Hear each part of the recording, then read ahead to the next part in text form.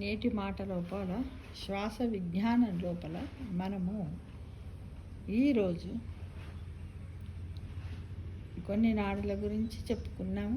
ఇప్పుడు మరికొన్ని నాడులు అవి ఏంటి అంటే, ఈ శ్వాస అనేది కూడా పంచప్రాణాలు, ఎలా పంచేంద్రియాల్లాగా ఇది పంచప్రాణాలు. అవి ఏంటివో తెలుసుకుందాం.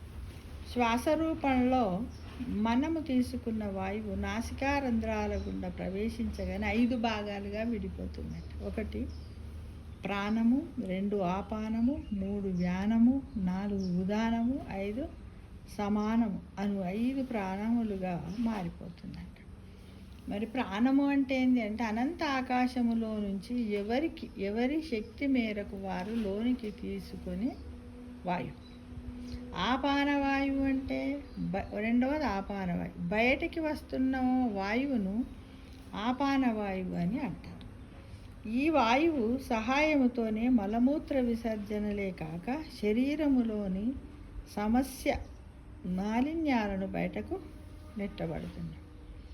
ఇక వ్యానవాయువు మన శరీరానికి మానవాకృతిని ఇవ్వడానికి సహకరించే వాయువు. ఈ వాయువు యొక్క దోషం వల్ల అంగవైకల్యము, మానసిక ఎదుగుదల లోపము, శారీరక ఎదుగుదల లోపము, మరుగుజ్జుతనము ప్రాప్తించును. ఇక ఉదాన వాయువు అంటే దీని సహాయంతో మనము మాట్లాడగలుగుతున్నాం. ఏ వాయువు సహాయంతో మాట్లాడగలుగుతున్నాం? ఉదాన వాయువు యొక్క సహాయంతో మనము మాట్లాడగలుగుతున్నాం. దీని లోపం వల్ల నత్తి, నంగి, ముద్ద మాటలు, బొంగురు గొంతు సమస్యలు కలుగు.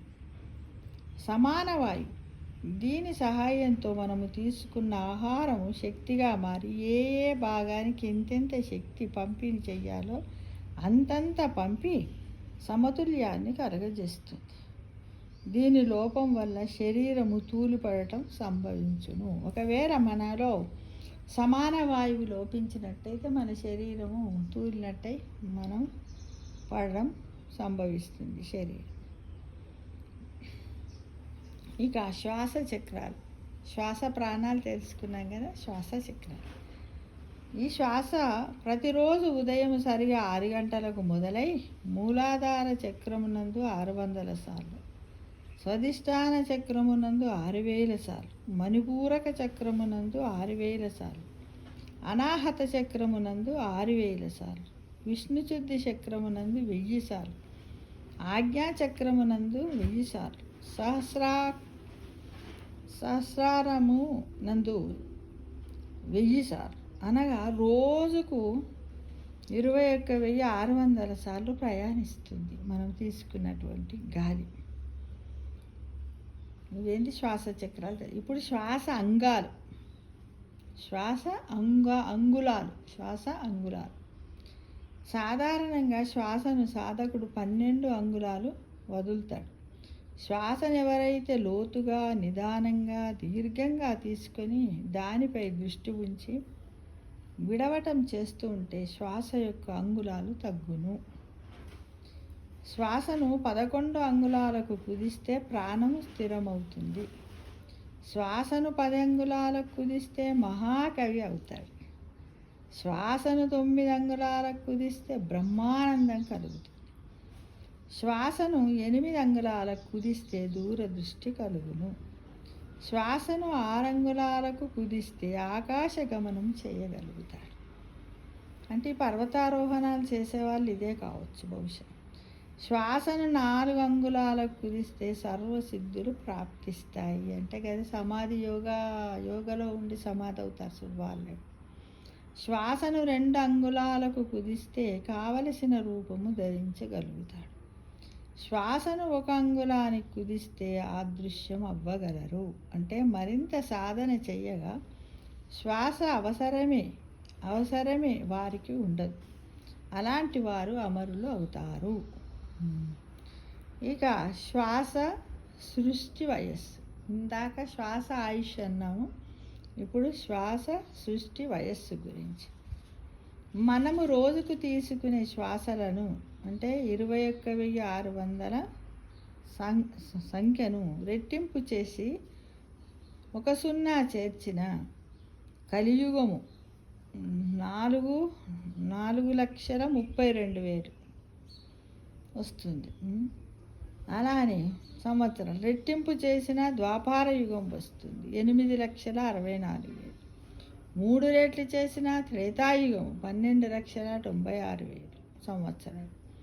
4 రెట్లు చేసిన కృతయుగం 17,28,17,28,000 సంవత్సరాలు. 10 రెట్లు చేసిన చతుర్యుగం అంటే కలియుగము ప్లస్ ద్వాపార యుగము ప్లస్ త్రేతాయుగము ప్లస్ కృతయుగం మొత్తం కలిసి 43,20,000 సంవత్సరాలు. ఇక శ్వాస సాధన. సుఖంగా ఉండే పద్ధతిలో కూర్చొని మృదువుగా కళ్ళు మూసుకొని మన నాసికా రంధ్రాల ద్వారా లోపలికి ప్రవేశించిన శ్వాస తిరిగి అదే నాసికా రంధ్రాల గుండా బయటకు వెళ్ళడాన్ని గమనిస్తుండాలి. ఇలా చేయగా మనస్సు యొక్క పరుగు క్రమేపి తగ్గి క్రమక్రమముగా ఆగిపోతుంది. అప్పుడు బ్రహ్మరంధ్రము ద్వారా అనంతమైన విశ్వమయ ప్రాణశక్తి లభ్యమవుతుంది.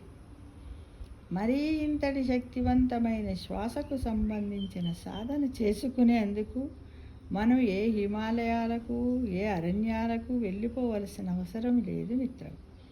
ఎక్కడ ఉన్నవాళ్ళు అక్కడే ఉంటూ, ఎలా ఉన్నవాళ్ళు అలాగే ఉంటూ మనము చేసే పనులు ఏవి మానుకోకుండా ఖాళీగా ఉన్న సమయంలో ఈ అద్భుత సాధన సులువుగా చేసుకోవచ్చు. దీనిని చిన్నపిల్లల 5 సంవత్సరముల నుండి ముసలివారి దాకా ఎవరైనా చేయవచ్చు. అంటే మనము 84 లక్షల జన్మల తర్వాత లభ్యమైన ఈ మానవ జీవితమును వృధా చేయకుండా వివేకవంతులంగా దీన్ని సద్వినియోగం పరుచుకోగలరని అందరినీ ఆశిస్తున్నా. మన పెద్ద ఈ విధంగా చూడండి. దీని గురించి మనమేమీ లేదు. గాలి పీలుస్తున్నామా, వదులుతున్నామా, లేస్తున్నామా, పనులు చేస్తున్నామా, తింటున్నామా, అంతవరకే తెలుసు కదా. మన శరీరంలోకి ప్రవేశించే గాలి అమ్మా ఇన్ని రూపాయలు ఉందా అని ఇప్పుడు మీ అందరికి కూడా ఈ వీడియో చూసిన తర్వాత ఆశ్చర్యం అవుతుండొచ్చు మిత్రమా. ఎందుకంటే ఇవి ఎక్కడో మన పెద్దలు రాసినటువంటి పుస్తకాలలో పరిశోధనలలో ఉన్నాయి. నేను ఒక చోట సేకరించి మీకు వీడియో రూపంలో పెడుతున్నాను. కాబట్టి ప్రతి ఒక్కరు కూడా దీన్ని 1కి 2 సార్లు, ఎందుకంటే ఇది మనము చేసే పని కాబట్టి ఇదంతా తెలుసుకొని ప్రతి ఒక్కరూ రోజు ఉదయం సాయంత్రం ఎప్పుడు సమయం దొరికితే అప్పుడు ధ్యానం చేయడానికి ప్రయత్నించాలని అందరినీ కోరుతున్నాను. విజయోస్తు. సర్వే జనా సుఖినో భవంతు.